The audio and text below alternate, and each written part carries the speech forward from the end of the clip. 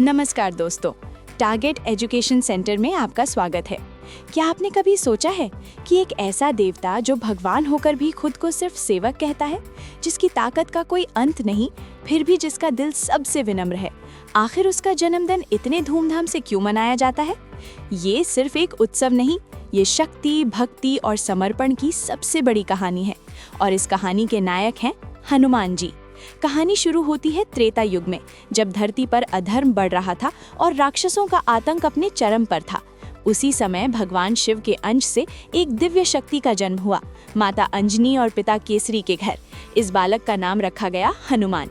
कहते हैं कि उनके जन्म में वायुदेव का भी विशेष योगदान था, इसलिए उन्हें पवन पुत्र भी कहा जाता है। उनका जन्म केवल एक साधारण घटना नहीं था, ये धर्म की रक्षा के लिए एक दिव्य योजना का हिस्सा था। बचपन में ही हनुमान जी की शक्ति का अंदाजा लगाना मुश्किल था।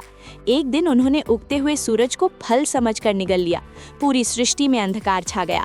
देवता घबरा गए और तब जाकर उन्हें समझाया गया। उनकी शरारतें इतनी बढ़ गईं कि ऋषियों ने उन्हें श्राप दिया कि वे अपनी शक्ति को भूल जाएंगे जब तक कोई उन्हें याद न दिलाए। यही कारण है कि हनुमान जी अपनी ताकत का उपयोग केवल सही समय पर करते हैं और यही उन्हें सबसे विशेष बनाता है। जब उनकी मुलाकात भगवान राम से हुई, तब उनकी असली पहचान सामने आई। हनुमान जी ने स्वयं को पूरी तरह श्री राम की सेवा में समर्पित कर दिया।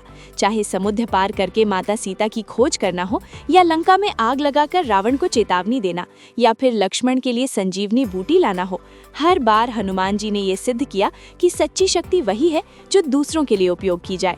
हनुमान जी का जन्मोत्सव, जिसे हम हनुमान जयंती कहते हैं, केवल उनके जन्म की खुशी ने नहीं मनाया जाता, बल्कि ये दिन हमें ये याद दिलाता है कि असली ताकत शरीर में नहीं, मन और विश्वास में होती है। सच्ची भक्ति में अहंकार नहीं होता, और जब इरादे नेक हों तो असंभव भी संभव हो जाता है। इस दिन लोग मंदिरों में जाकर पूजा करते हैं, हनुमान चालीसा का पाठ करते हैं और अपने जीवन में शक्ति और साहस की कामना करते हैं।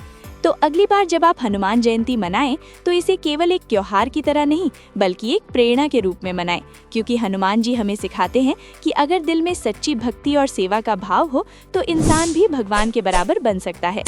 दोस्तों, टारगेट एजुकेशन सेंटर को सब्सक्राइब करें और नेक्स्ट टॉपिक कमेंट बॉक्स में डालें।